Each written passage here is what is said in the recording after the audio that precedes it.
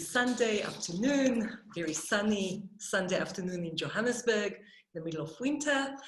My name is Tali Nates. I am the director of the Johannesburg Holocaust and Genocide Center, and together with our team of staff, volunteers, board of trustees, I welcome all of you to this afternoon's webinar. It is a pleasure to welcome some of our regular friends from South Africa, but also some new friends from around the world. We have people joining us from Australia, from Kenya, the UK, the US, from Canada, from Spain, from Germany, and from Rwanda. And it is wonderful to welcome so many colleagues, friends from the 3 Holocaust and Genocide centers in the country, so from Durban, Cape Town, and Johannesburg, but also from other museums, other institutions, universities, and of course, teachers and professors from around the world. So for those that do not know, let me just say a few words about the Johannesburg Holocaust and Genocide Center before I introduce you to our speaker today. So the Johannesburg Holocaust and Genocide Center explores the history of genocides in the 20th century. But we are focusing on 2 case studies, that of the Holocaust and that of the 1994 genocide against the Tutsi in Rwanda, as well as other case studies from the 20th century. We explore also the connections between genocide and contemporary human rights violations. And we urge our visitors to reflect on the consequences of prejudice, discrimination, racism, anti-Semitism, and othering. So as we conclude the 100 days of remembrance of the genocide against the Tutsi in Rwanda and celebrate the 4th of July, yesterday, Rwanda's Liberation Day, 26 years ago, it is an honor and a pleasure to welcome Dr. David Simon to offer his thoughts on learning from Rwanda, the relevance of the genocide against the Tutsi for 2020.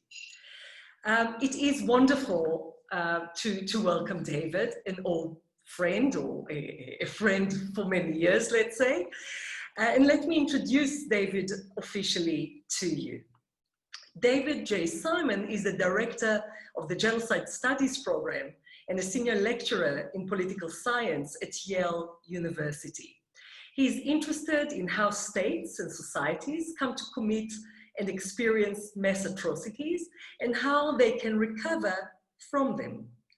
Other interests include the development of the doctrine of the responsibility to protect, post-conflict development assistance, and the memorialisation of mass atrocities in the digital age. And he actually just co-edited a book that just came out about this subject.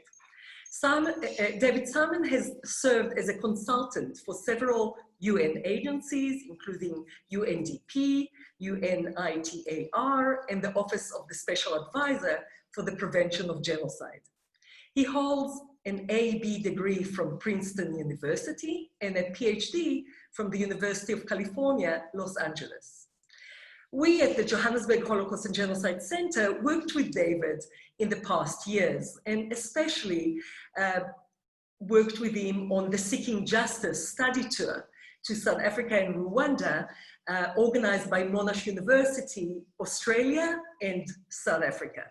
And I had the pleasure of meeting, spending time and working with David on a few other projects, but especially during the Kwibuka commemorations in Rwanda, including last year in the 25th anniversary of the genocide. I'm looking very much forward to learn from you, David, this afternoon. Welcome. Great. Thank you so much, Tali, and thank you, Ndoof. I really appreciate not only the introduction, but the opportunity to be here today. I greatly value both our personal and our institutional friendships. And I am flattered and honored with the opportunity to address an important topic and to try to draw some connections between the genocide against the Tutsi in Rwanda, the changes that have taken place in Rwanda in the last 26 years, and the situation that we find ourselves in today. I think Tali's invitation to deliver a talk came around sometime in May, but it was right around the point at which here in the United States we were reeling with the news of the death of George Floyd at the hands or the knees of police in Minneapolis, Minnesota, which ignited a national wave of protests and a sort of soul searching among Americans, and indeed I think it spread throughout the world about the in some sense the lack of progress that we'd had in racial relations and other things, and about what we can and must do. And it led me to think about, as a scholar of genocide studies, what relevance does all of that have? What does it mean to think about a critical moment in the world and in the United States from the standpoint of someone who has studied, I suppose, critical moments, if we can call it that, elsewhere in the world, especially in Rwanda in the past. To be able to speak today, the day after the Liberation Day, the Kwibohora, actually Kwibohora 26, I realize I have last year's logo up. But that's the day in Rwanda that recognizes the beginning of the end of the genocide and the beginning of the post-genocide era, the RPF era in Rwanda. And it's the point at which mourning, in a way, turns to celebration, and recognizing that mourning, which is the mourning period, begins April 7th every year. It is a time of tremendous grief, as you might expect, a time of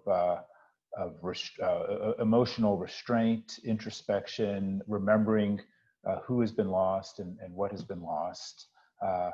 And it's a very painful moment, painful but necessary for the people of Rwanda, and in some sense for people in the rest of the world as well. But there's a recognition that although the pain, the sense of loss is with people throughout the year, that mourning has to end. That at least each year there's a time, an extended period of time for it. But after that, there's work to be done.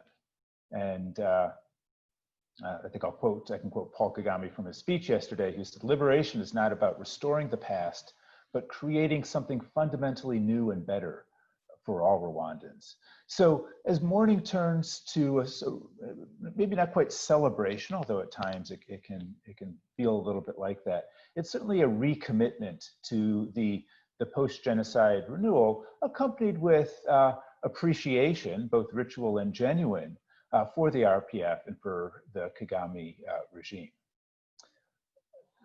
The moment is also one, I think, to reflect on what has been accomplished in Rwanda, and to reflect on what we've learned about Rwanda, the reimagination of the state, of the economy, of international relations, and of society.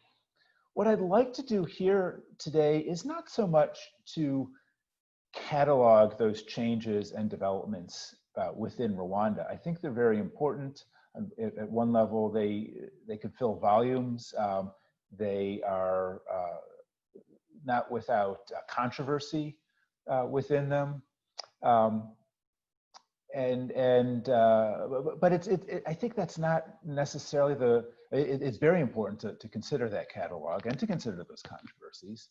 But what I'd like to do is think a little bit more, to put my academic hat on and think a little bit more about what the field of genocide studies means in terms of the study of Rwanda, the study of the genocide against the Tutsi in Rwanda, and how possibly this enterprise that I'm in, that many of us are in, how it contributes to our understanding of the world. Again, tying these lessons that are from Rwanda and for Rwanda, these lessons about understanding Rwanda, tying them to the world beyond Rwanda, asking to what extent are these lessons portable? Are they generalizable?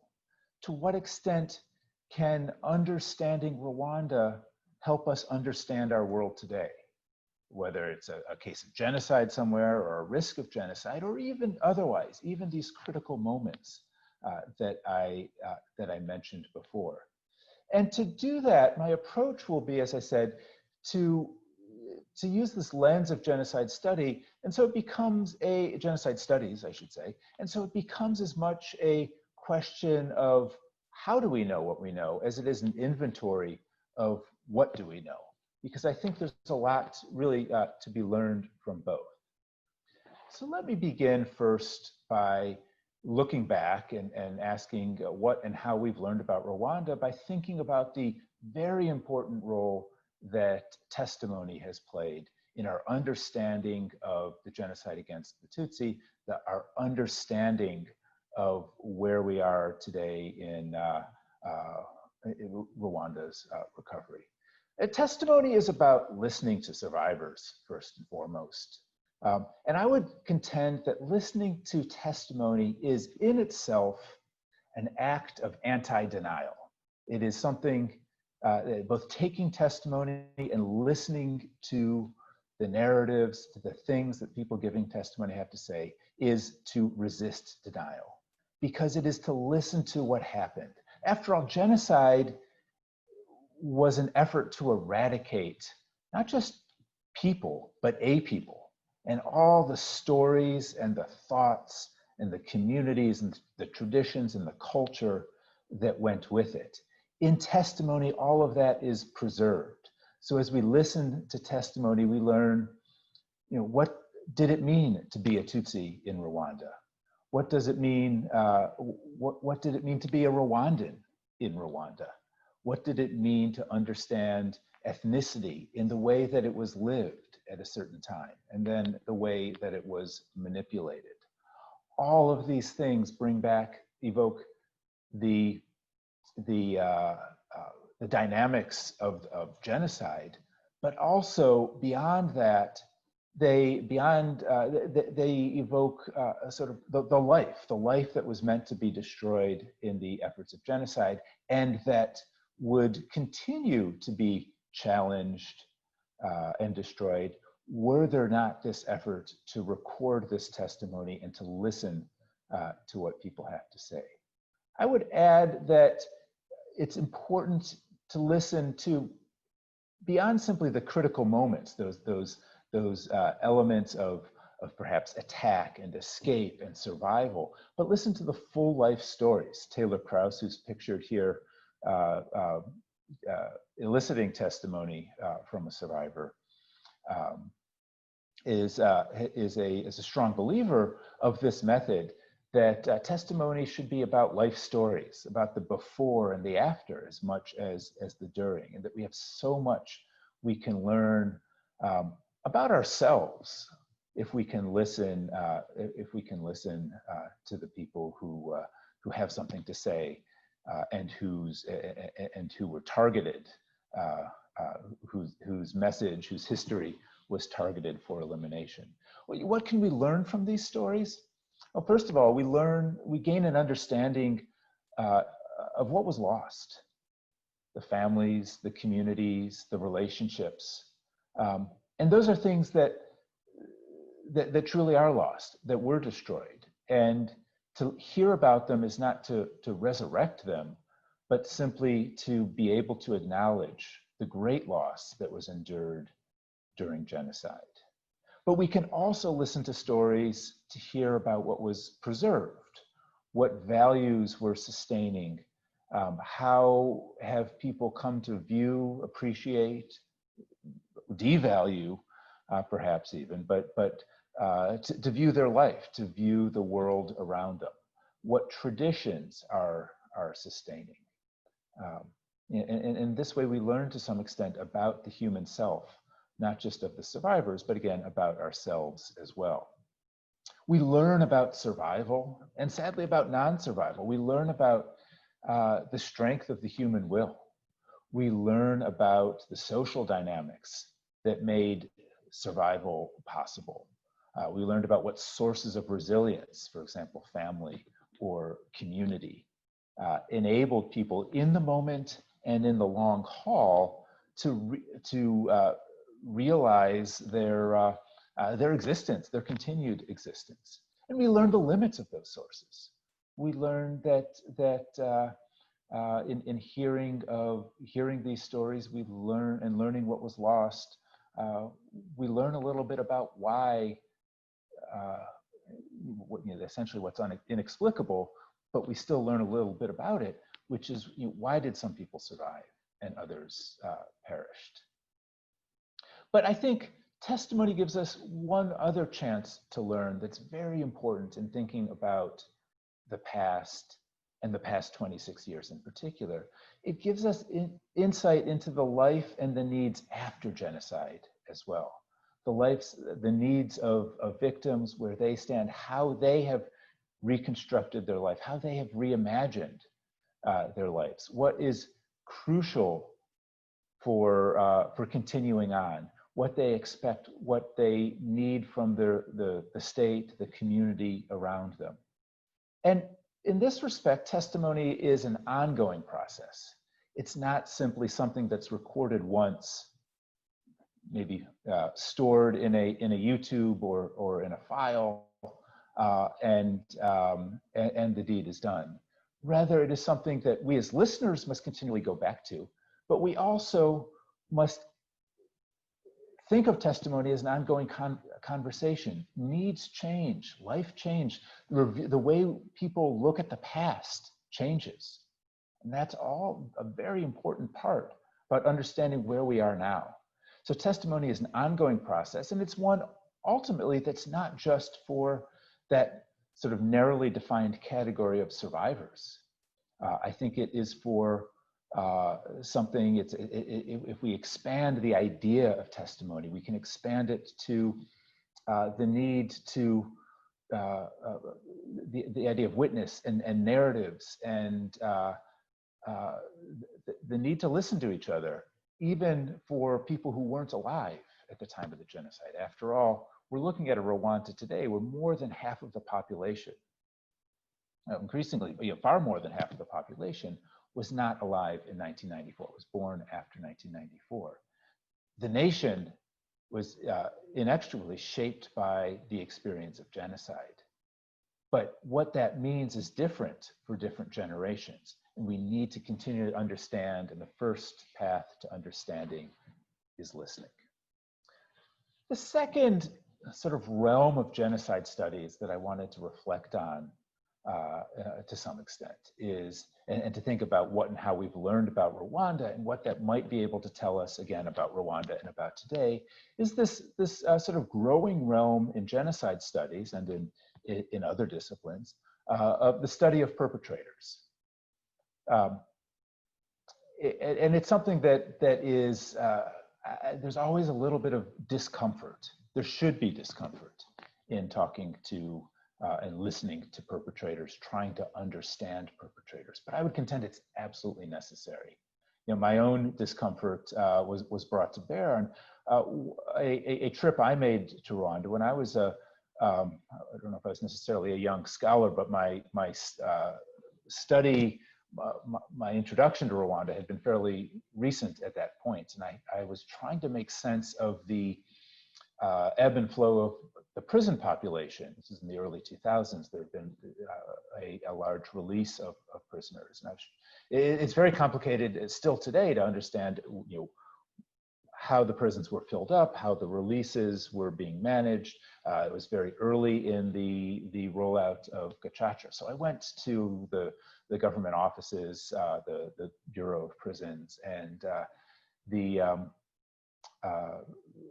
director of the Bureau, whom I was fortunate to meet, I think was actually a little surprised that I was not there to ask for permission to interview prisoners, which so many, especially foreign researchers, were doing, that I was more interested in numbers.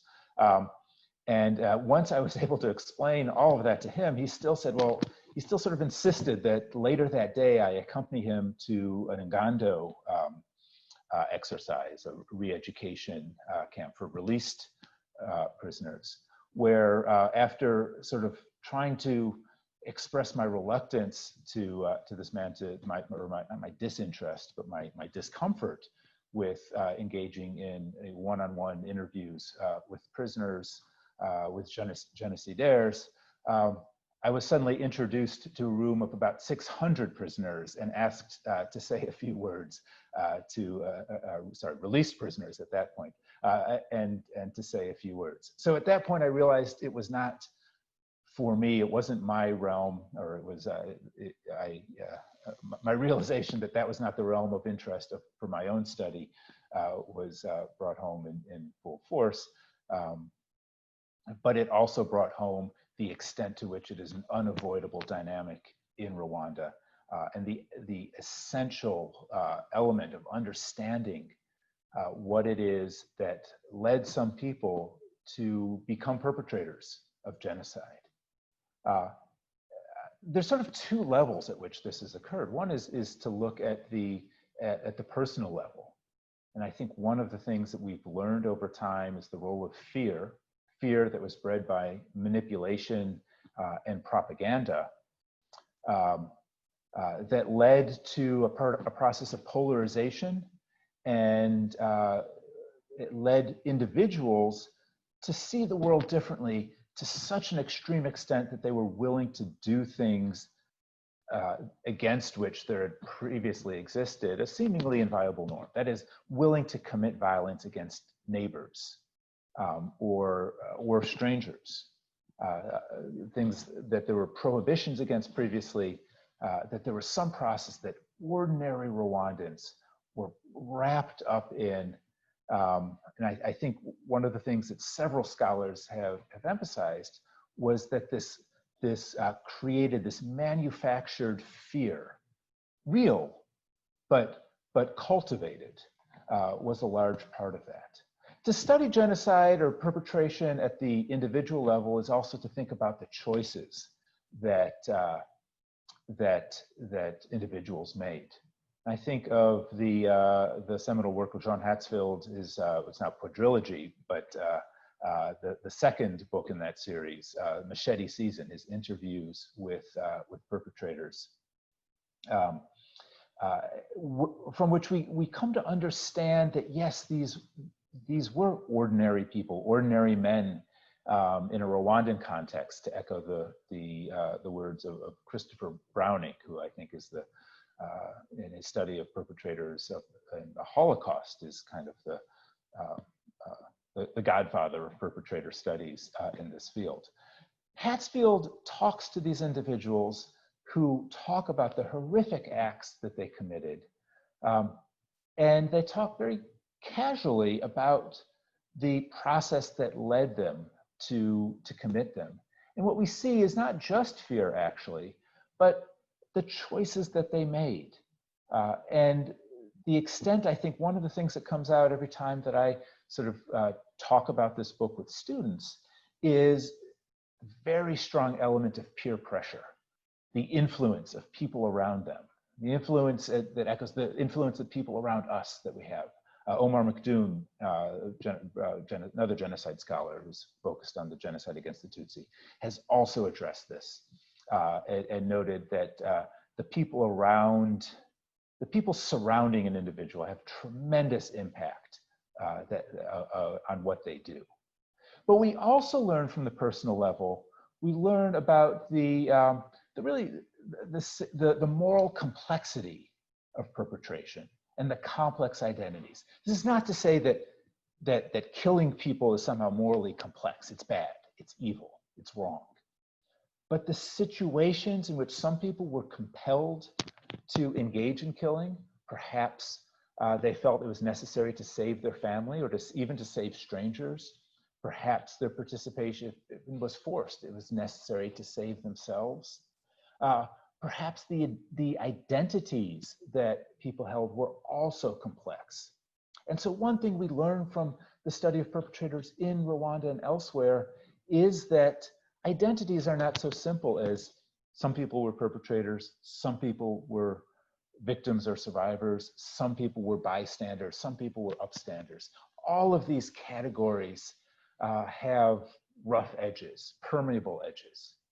And people made difficult choices. Difficult, it seems euphemistic in this context. Compromising choices, compromised their own morality, sacrificed their own morality, but not simply because they were evil, because they were in a context in which they were manipulated and threatened.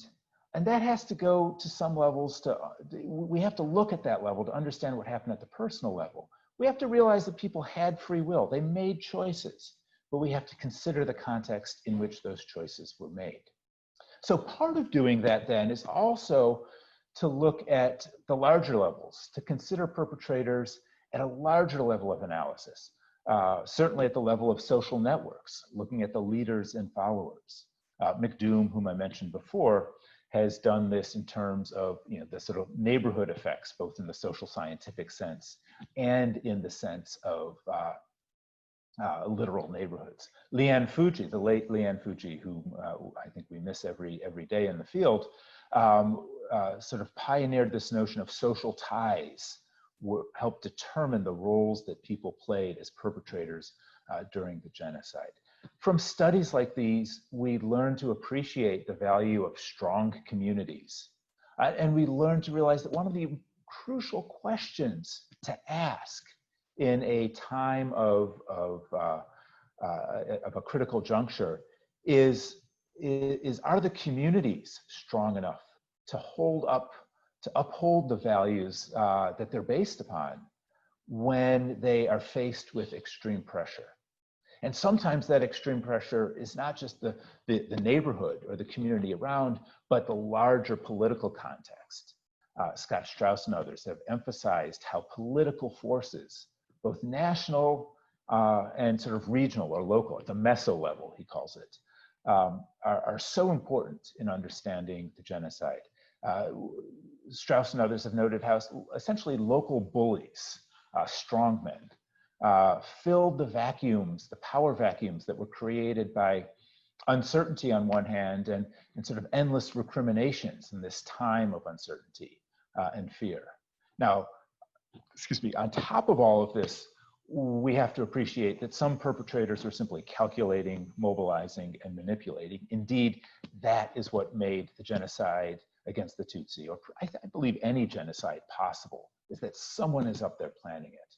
Genocide is a process. It is fundamentally, I believe, a political process that activates social or sociological phenomena and manipulates psychological phenomena. So you're going from the sort of macro to the meso to the micro to understand what's going on.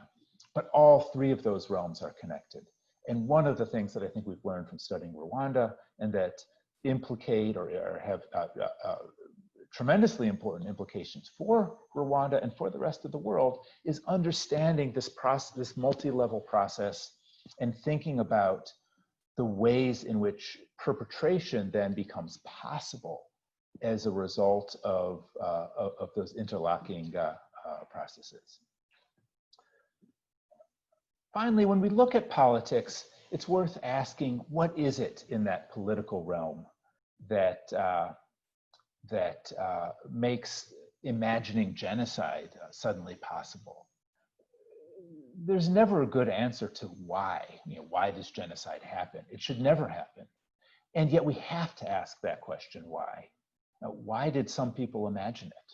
Why did some people believe that that was a necessary set of policies to pursue. And we see there a combination of things, certainly sort of lives and worldviews that are steeped in division and hatred. But we also see that people feared the loss of power and privilege that they had. In the Rwandan context, looking back at the early 90s, we recognize that the ruling party at the time, the MRND, had become the near exclusive beneficiary of state and foreign resources. And that all of that was threatened by economic changes, by political changes in the world, by civil war, and ultimately by the Arusha Accords that ended that civil war. So one of the things that led to the extremism of the 1990s, both in 1990 and especially 93 and 94, was the fear that finally power would be lost, privilege would be lost, and that led leaders. I think you have to put that in scare quotes because they're really not leaders at all, except in a sort of at least not in the normative sense. But it led individuals who had power to be willing to divide their own society, working certainly with divisions that had existed previously and had been maintained by the regime, by political regimes over the years.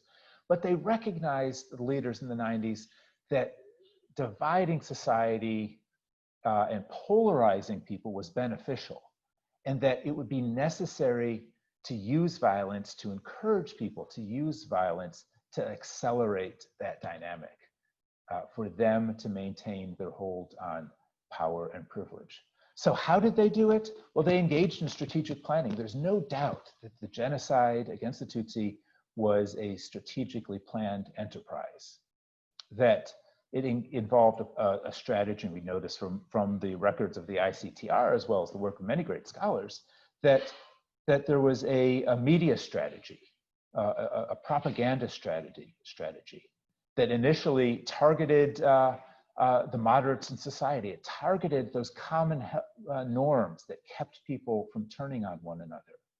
And then that strategy involved targeting moderates physically. After then President Habyarimana's plane went down and he was killed on April 6, 1994, before the genocide against the Tutsi even started, there was a campaign, in fact, even before the plane went down, there was a campaign against the moderates, the accommodationalists of any ethnicity by Hutu extremists, to eliminate those who sought who had the vision of Hutus and Tutsis living together in Rwanda. And then finally, beyond that, beyond the media strategy, beyond the strategy of eliminating the middle, the planners of the genocide against the Tutsi had to figure out how to implement this national project without necessarily having the ability to observe what was going on in every corner of the country at the time. This is what political scientists like to refer to as the principal agent problem. And what the organizers of the genocide were unfortunately quite adept at doing was creating a context that activated or cultivated opportunistic actors that held out a promise of gain to rise within the system for those who connected to it. And it suggested a threat of punishment for those who would resist it. And through this planning, then we can sort of see, again, that connection between the political and the community and the psychological.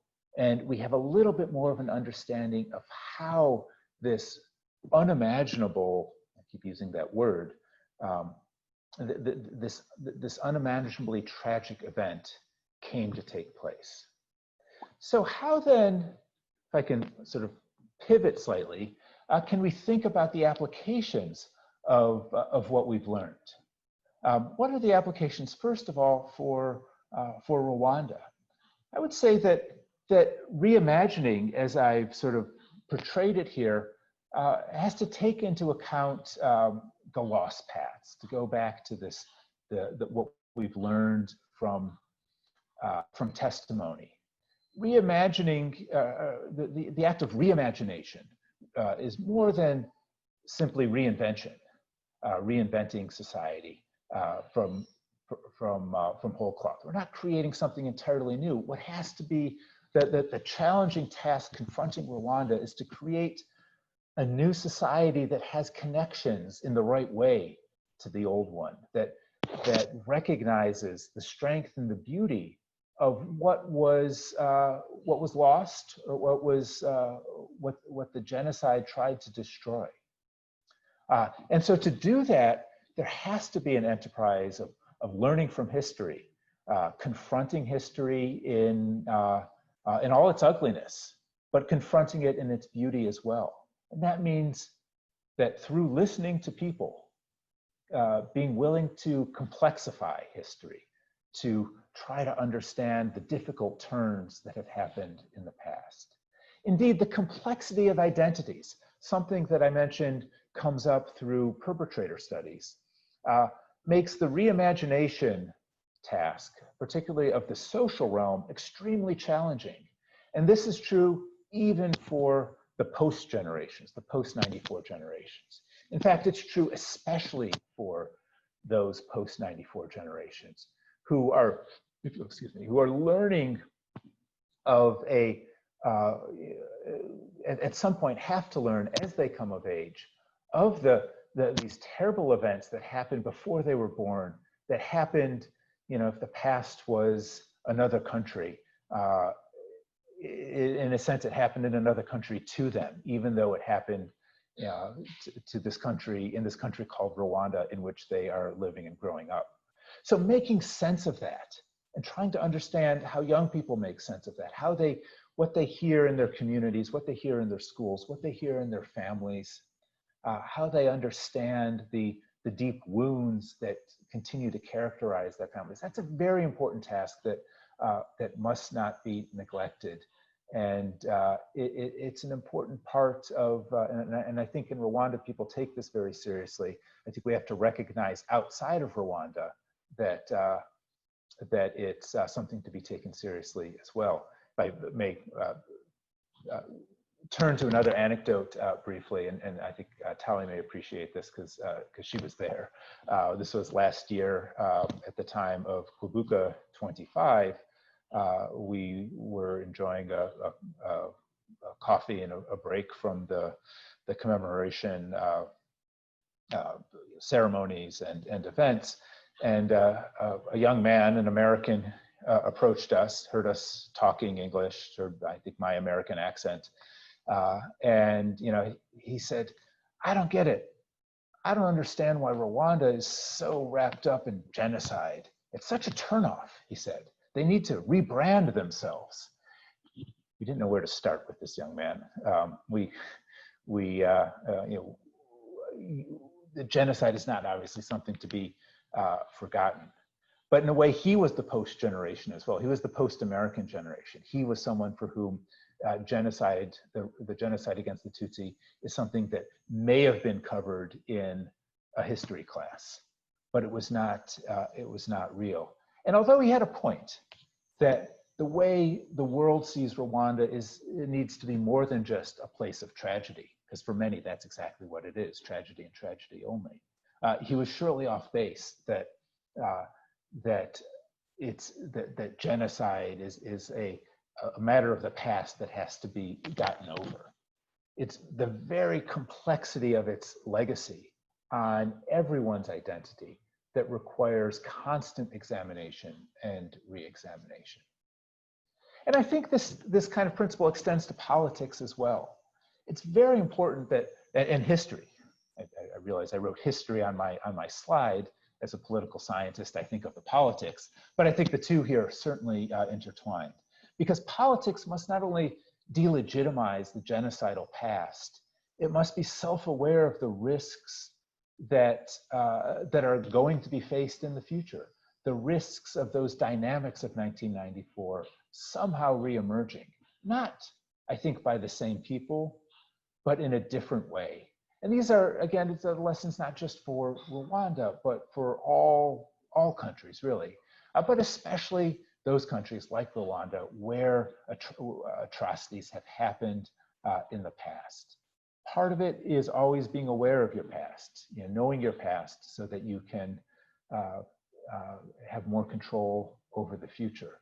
But I think it's also a matter of thinking of how power is constrained and how the constraints on power are institutionalized and how adherence to those constraints are normalized. And that, I think, brings us to thinking a little bit about the global moment. It's a strange time. It's one in which we are unified globally by a crisis of health in a way almost unfamiliar in my generation, at least. The closest the closest sort of evocative image may be the end of a movie about Independence Day, July 4th, 1996, of course, an action, escapist action film in which the world is threatened by killer aliens. And the scene, and I know I'm going way off script, and this is quite the tangent, but I will reel it back in, I promise. The scene at the end of people all over the world uniting and shaking hands, Israelis and Palestinians, blacks and whites in America,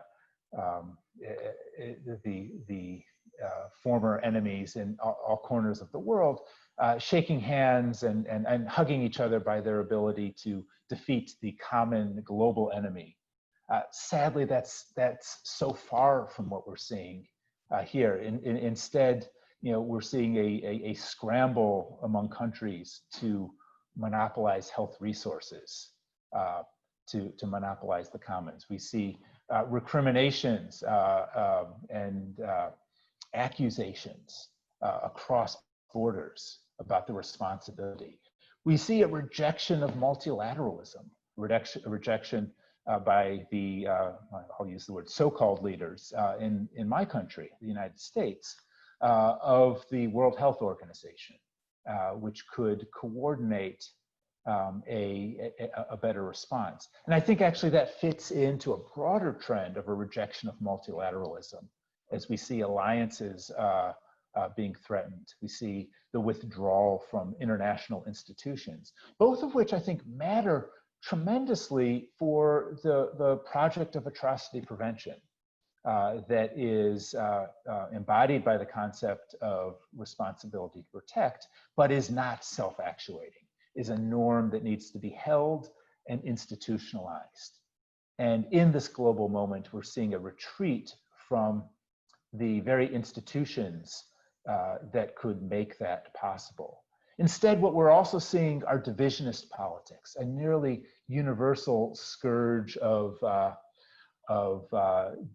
xenophobia, of efforts of a rise in racism and other ideologies. When people try to defend the rights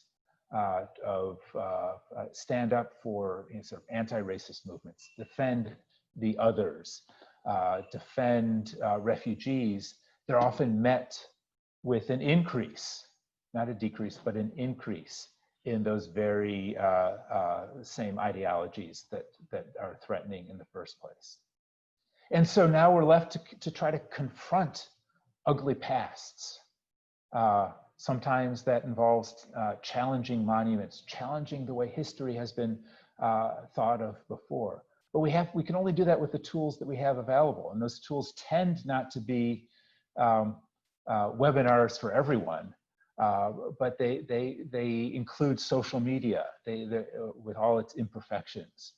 They include rallies on the commons made dangerous by that by the threat by the health threats that we face. So it's a constrained and difficult battle to deal with the ugliness in our past, and it's one that's created, I think, throughout the world, tension, anxiety and conflict. And it's fair to ask, you know, what holds it all in check?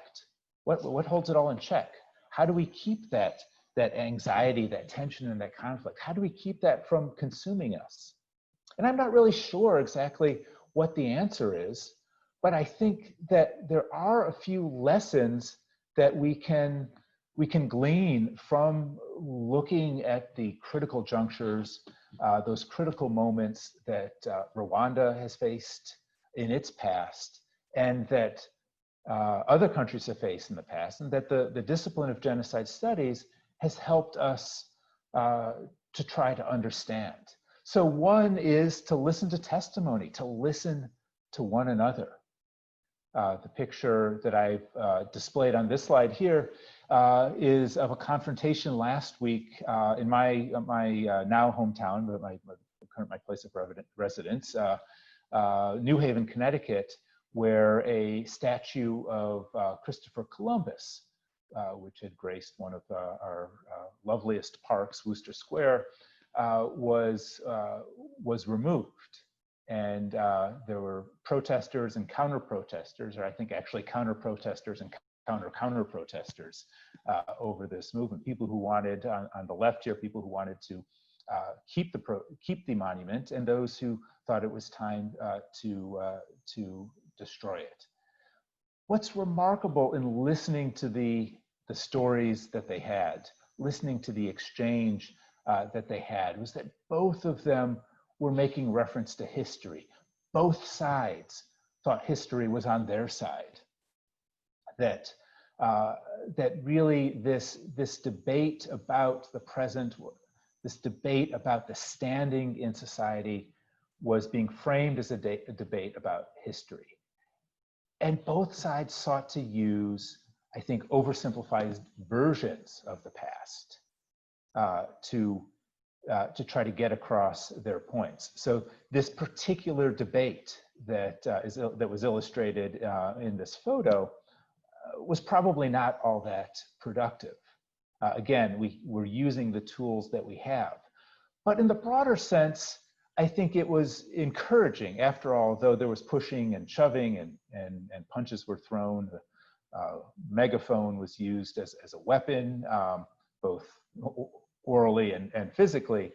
In the end, it resulted in a conversation about the past. It resulted in the removal of the statue. And it was a moment at which made me realize that history is really, we need to think of it as a practice, not a Platonic ideal. We're not trying to sort of determine what is real. We are trying to determine what is real. We certainly don't want to engage in false narratives. But respecting history is not the same as preserving it as it is. History and listening to others is an ongoing, continuous act. So when we listen, we need to hear people's pain. We need to empathize with them. We need to understand the sources of the pain and try to address them as we can. Sometimes that means removing the everyday reminders of a source of pain. For example, as Tali mentioned, my alma mater, Princeton University, last week they decided to remove the name of Woodrow Wilson from the School of Public Policy, which was my undergraduate major.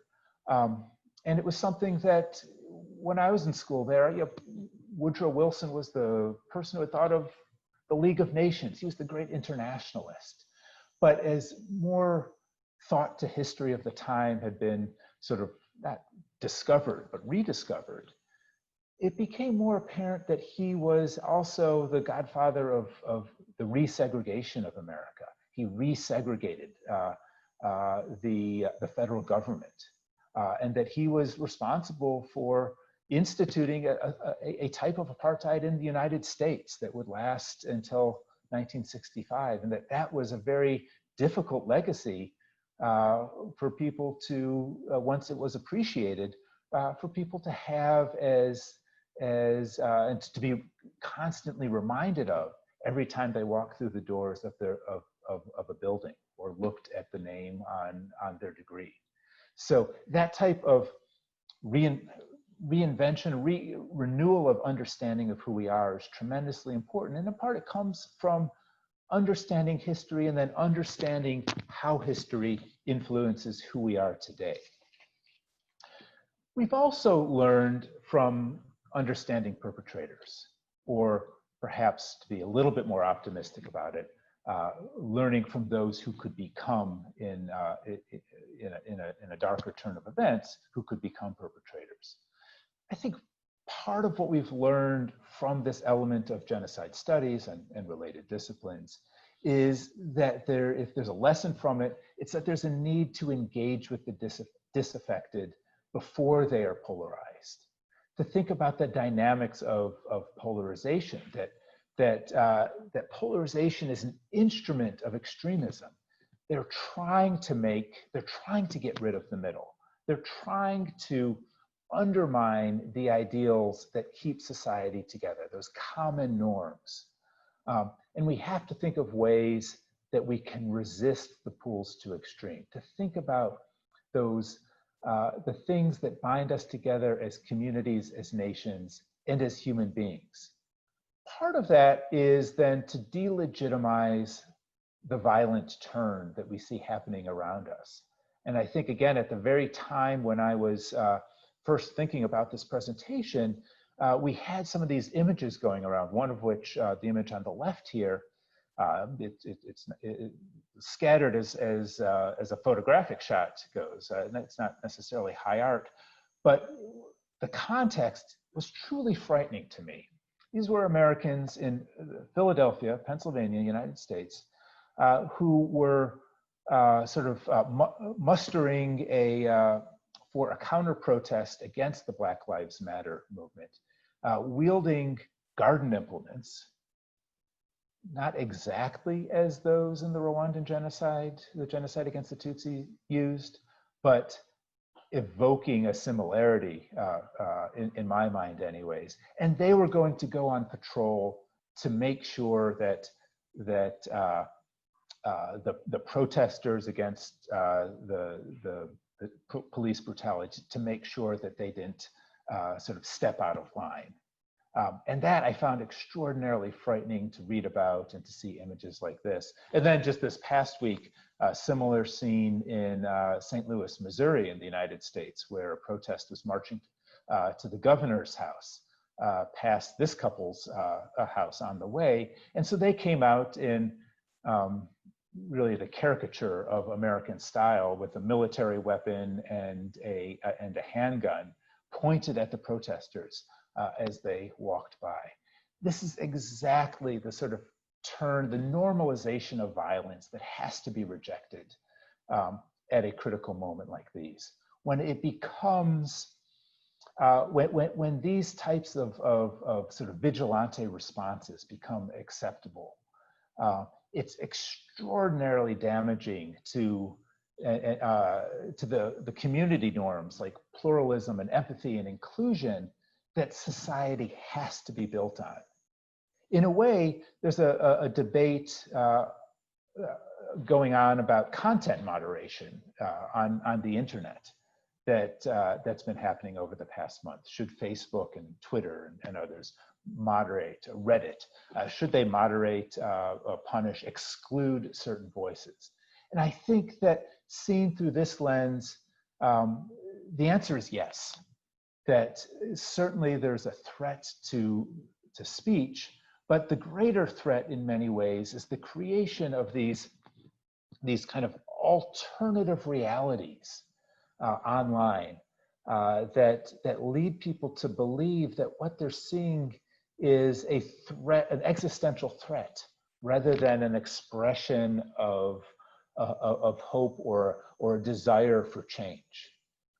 And as we start to inhabit parallel realities, we find that there may become points at which those realities are incompatible. And that's where I worry that in combination with the normalization of violence, we may find ourselves at great risk. So the last part of, that I'd like to address is thinking about politics in the world today, and wondering whether there's anything that can be learned from the study of politics in a time of genocide for the politics in a time of crisis. So part of what politics must do is I think, is be aware of the risks of the elements of crisis and to delegitimize divisionism, but to do so non-divisively. It's more than, it's certainly a tongue twister, delegitimize divisionism non-divisively. It's also a challenge really to, I think, to make out what that really means. But what it means is that it means that leaders have a responsibility at the national level, at the community level, to emphasize the norm of inclusion. And as they do so, the challenge, the trick is to do so in a way that leaves inclusion, thinks of inclusion broadly, that even those who would be divisionists themselves have some way to re-enter into society, that to recognize that the inclusive future, the future that the community wants is one that has room for everybody, just not for the very norms or the very ideas that seek to destroy it. I think part of the way to do this, it's essentially, I mean, if I put it that way, it strikes me as an almost impossible task, a paradox perhaps. But part of the way to do this must be to address anxiety, economic anxiety,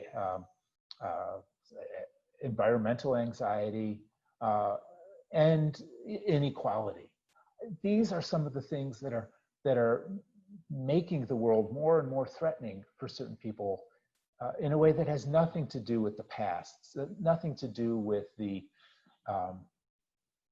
old sources of enmity and division, but allows those old sources to be reactivated by people, by the entrepreneurs of extremism. So I think what we have to do is imagine, and a word again I keep returning to, use our imagination in a couple different ways. One, I'm afraid, is that we have to imagine ourselves at our worst. It's necessary to know how bad normal society can become, and often fairly quickly. This is the test that we failed in 1994. The failure to acknowledge, to recognize that certain political dynamics were spiraling out of control, and in combination with other developments were leading to a truly terrible specter of a situation. But it's also, I think, we're called upon to imagine ourselves at our best. That part of what we looking at the past 26 years reminds us of the need to do is to think about what is it that we as individuals, that we as a society, that we as an international community, what can we do to rise above the challenges that we face? And credit to Rwanda for being able to embrace this mentality, often but not always. I think no one embraces it always, but in recognizing the need to embrace that mentality, that imagination to reinvent ourselves, our society, our nation, our state, our community, to avoid the risks that we face. So here I think, just to sort of step back in closing, there's sort of a meta lesson for genocide studies, which is that learning from the past is necessary, but also a continuous, ongoing process. That at no point do we come or we never come to a point at which we've learned all there is to learn, that there's nothing else to tell, and that there's nowhere else to go. Certainly the study of the Holocaust has shown this as well, and the study of the genocide against the Tutsi and of other genocides is reinforcing this point. So in closing, I hope that maybe I've helped to make a small contribution to that process today. But more importantly, I'd like to thank the Johannesburg Center for Holocaust and the Johannesburg Holocaust and Genocide Center for giving me the opportunity to try to make that small contribution, and for, I would say, embracing this challenge and succeeding in this task itself every day. So thank you very much, and I hope I've left a good amount of time for questions. I appreciate your patience as I've gone through this discussion. Thank you so much, David. And if you can close your shared screen, Yes. I will invite people to either raise their hand or write in the chat any comments or questions that they would like to discuss with David. There were quite a few points, both about the genocide, the history, but also connections to today's world and things that we are struggling with today that I would love to hear thoughts and reflections from people in the audience. So the way to do it is either to write in the chat that you have a question, and then we will unmute you, or raise your hand, and you can do that using the reaction buttons in your Zoom, if you know how to do that.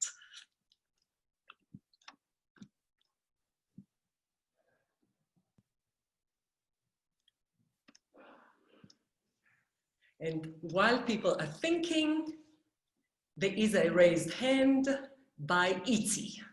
So if Itzi, you can unmute yourself perhaps, Isti?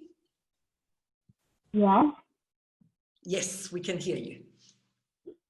Okay, thank you for the opportunity for me to give questions, and thank you, Professor David Simon, for the presentation. It was really opening my eyes. I'm Isti from Indonesia, and I want to ask a question because I study peace and conflict study for my master degree, and I'm thinking to prepare my concept note to apply for PhD, and I'm interested to study genocide. But in Indonesia, it's quite tricky. Many cases happened in the past that based on the definition of genocide, it can be included as genocide. But sadly, the government themselves until now doesn't recognize those cases as genocide. So what do you suggest for me to start writing my concept note to prepare my research proposal regarding to this kind of clear definition, because it's quite challenging, especially related to the safety in the future if I really want to conduct research in my own country. Thank you so much for the time. Thank you, Isti. So David, maybe take that one, and then there are a few other hands I will direct them. Yeah, thank you, Tali, and thank you for that question. It's a really interesting question and a challenging one too, because there are many cases around the world where that have not been recognized as genocide, but where a strong case could be made that a genocide has occurred or is occurring. Part of me believes that I guess there's sort of two parts to the answer. Excuse me. One is that there's a task of scholars and historians to show that even in the absence of a definitive judgment by a sort of competent court, because that's how the Genocide Convention sort of frames the declaration of whether something is genocide. It's essentially left up to a court to render a judgment according to the definition that it has laid out.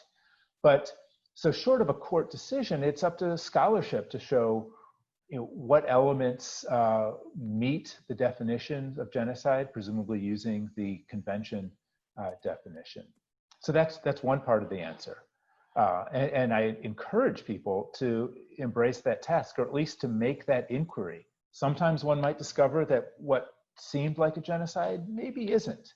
But that leads to the other point, which is that genocide, I think, sometimes is too powerful a word. It captures our imagination too much.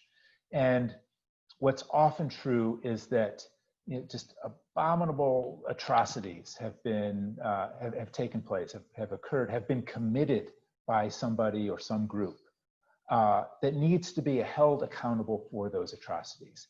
And getting, I hate to use the phrase, but hung up on whether or not something met the Genocide Convention definition can sometimes be a distraction. That what is important, most important, I think, is the accountability for the misdeeds that have been done, for the damage and the harms that have been done. And that is not only pursued through a sort of genocide case, but it's pursued through a much broader array of cases, of approaches. Again, sometimes through a court system, sometimes through sort of the court of history. And that, if it ties into what I was talking about today, it's, I think, in part this need to continually reinterrogate our past, to go back to our history and to have the courage to do so. So I applaud you for having the courage to do that in your context. And part of what I suppose I'm asking for or hoping for is that that those in your country, others in your country, will be as courageous as you have been to look at their past in that way. So we have another raised hand from Neo. So Neo, if you can unmute yourself and ask your question. Hello guys, hope that you're all doing well. I'd like to ask David whether what are the lessons that we can actually really learn from the Rwandan genocide and other genocide that actually happened, like the one in, like the Holocaust, in terms of the current shift in Western democracies to right-wing governments, and like what current leaders should really do. And the other question also like is that like what is, or is that like is what is going on in Rohingya, like with the Rohingya Muslims and in Myanmar, is it genocide? And international bodies like the United Nations and other bodies that are actually formed to prevent, genocide right after the conventions that are actually followed after the Holocaust and the Rwandan genocide, they failing to prevent a genocide from going on in the Rohingya. I'm trying, yeah. I hope that you understand my questions. Okay. Thank you. The line wasn't great, but I think, David, you got the gist of it. Thank you, Neo. I think so. And my apologies if I missed part of your question, Neo. But I did, I think, get the gist of it. And it's a big, meaty and important question that I'm very pleased that you asked, because it gives me a chance to address something that I always I think is very important to address, and that is, the sort of the ability, the roles and abilities of the international community, and especially the United Nations. Yeah, in 1994 and again in 1995, we are a week away from the 25th anniversary of the genocide in Srebrenica.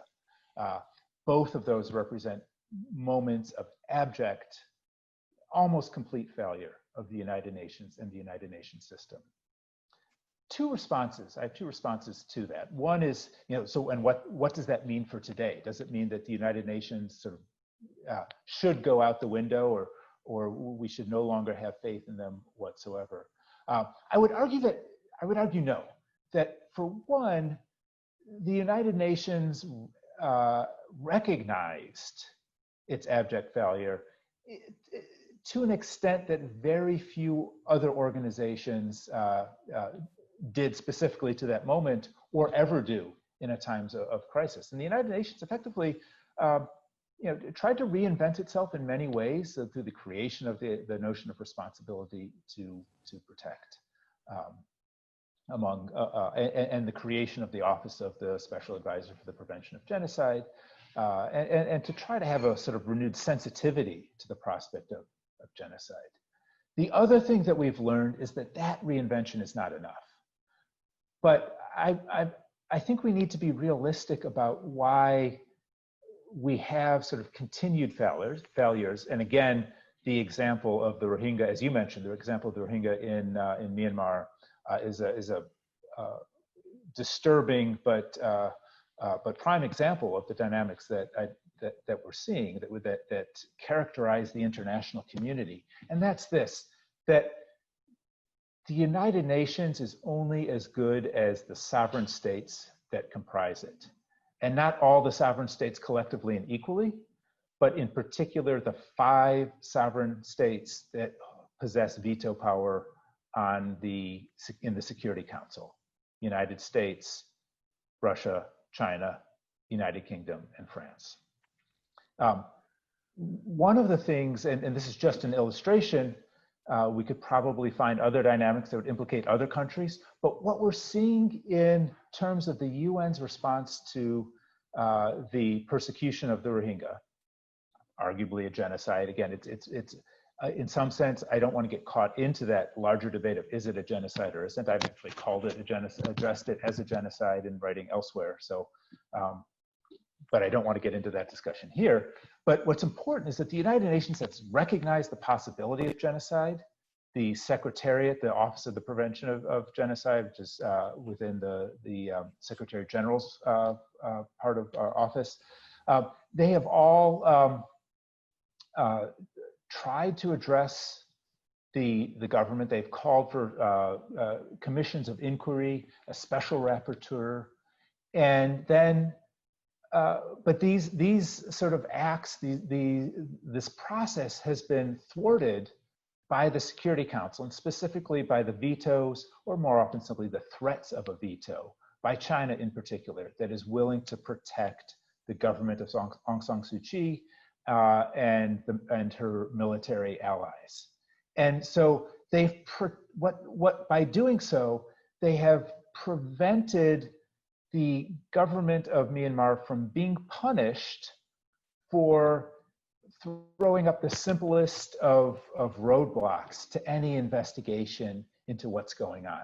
And so there's unlikely at this point to be much that the UN can do aside from helping Bangladesh and other neighboring countries give relief to refugees, which is far, far, far inferior to doing something about the problem, necessary though it is in the moment. That's all that the UN can do. Unless there is resistance or a willingness by a Security Council member, in this case China, to let go of its reluctance to allow the United Nations to conduct an impartial inquiry. And as long as I'm out here in the public record naming names, we can talk about the threats of veto that Russia has made to any effort to stand up a commission of inquiry or judicial process for war crimes that may have been or likely to have been committed in Syria. Or we can look at the threats of a veto that my country, the United States, has made, looking at war crimes that may have been committed in the civil war, related to the civil war in Yemen, or by its allies in the civil war in Yemen and in other places. So there's plenty of blame to go around when we see enough of the world. But the problem is not the United Nations itself, it's the way I think that the Permanent Five in particular have too much power. So I would strongly say that we will never have a serious atrocity prevention regime as long as we have the current institutional construction of the United Nations.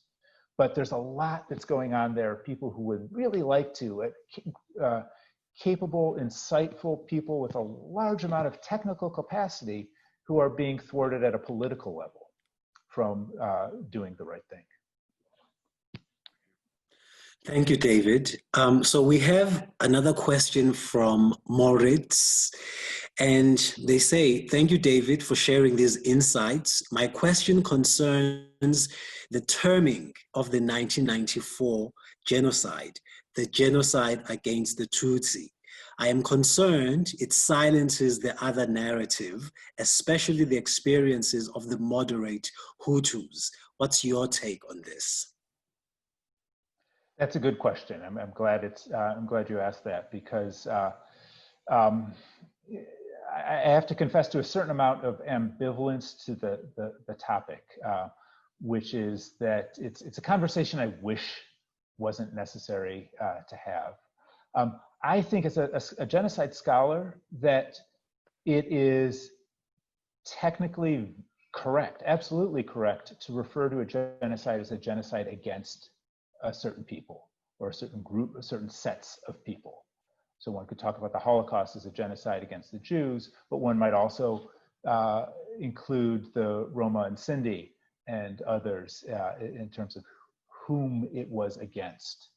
And so in this case, the genocide element of what happened in 1994 does refer to the efforts, the intent to destroy the Tutsi population of Rwanda.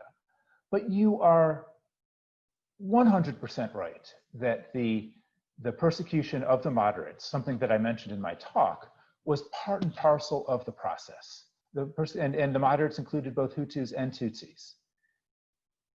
I think we cannot understand the genocide against the Tutsi without understanding this sort of pogrom against political moderates that took place right up to the eve and even during the genocide itself. I think it would be tragic that if and I think it's possible, that the use of the prescribed phrase, the name, the genocide against the Tutsi, if it were to have the effect of erasing the memory or erasing the experience of those moderates, even though they're technically, I think, different elements of the same process. So I think we have to be careful, and I think it would be entirely appropriate as a research agenda to look at and to sort of raise the profile of that part of the broader extermination campaign. That we should never use the phrase genocide against the Tutsi as an excuse to look away from the deaths and the persecution of others. So that's the challenge for all of us. And in some ways, it's easier in genocide studies. It's easier as a scholar to make that distinction because we make those distinctions all the time, every day. What's, I think, more challenging is sort of in common parlance, in common conversation, in diplomatic circles, even, to be able to maintain, to say, yes, this is technically right, but this is also appropriate to bear in mind. There's a lot of complexity. We're in a world where messages are transmitted in groups of 140 or 240 characters, and there's not much room for nuance. But I guess one way to interpret my remarks is that nuance is important. We live in a world of nuance, and we must not lose that, particularly as we look at history. All right. Thank you again, David, for answering that question. And then we have another question from Sandy Wasserman, who says, what do you think of what Hungary did with Memento Park, an outside area as a park, to place its statues that were part of an embarrassing past, a tool for learning from the past rather than merely toppling and removing? Yeah. That's a good question. I think that and again, it's one obviously very relevant for the United States, where we are, as I mentioned, removing statues and left and right. And if the president's speech at Mount Rushmore the other day is any indication, that's going to be a major political campaign issue for the next 4 months. So we're hearing a lot about it, and that's not about to stop. I don't know that, I think that the Hungary model is probably right for Hungary. in that it was a way to deal with a past, a sort of national trauma that had been externally imposed by and large. And certainly there were collaborators with this externally imposed regime. But there was something that was always external or foreign or outside in the erection of these pro-Soviet, pro-communist era statues in the first place. And putting them in a park together is a way to re-examine the past. I don't know if that is right for the US. And again, you know, I think Americans are in a small minority on this particular forum today. So pardon me for taking it from this American standpoint. So let me broaden it. I don't know if it's right in all places. That and the luxury of a large country like the US with a diverse population, a federal system, is that I think it is in some ways a community issue, a community question. And ideally, different communities, different states will take different approaches to what suits best. I do think that there's something wise in retaining what was once memorialized and putting it in a different context. Taking these former heroes off of their pedestal, but putting them somewhere, or images of those statues somewhere where people can ponder, why was it that they were held as heroes? Why is it that our society is built this way? So I guess a lot of it has to do with the context that is provided. You know, who we are is determined by our history, but history, I like to say, are the stories that we tell, nothing more than the stories that we tell about ourselves. And I think it's important that we don't lose not only sight of history, but our past histories as well. And that we have a lot to learn about ourselves and about our ancestors, about previous generations, if we can maintain some reference point to what they believed in, even as we move to sort of new reference points in the current generation. So David, we need to wrap up. There are some other questions that we'll send you those, and you can perhaps give it some thought, and we will connect you to those that ask those questions. But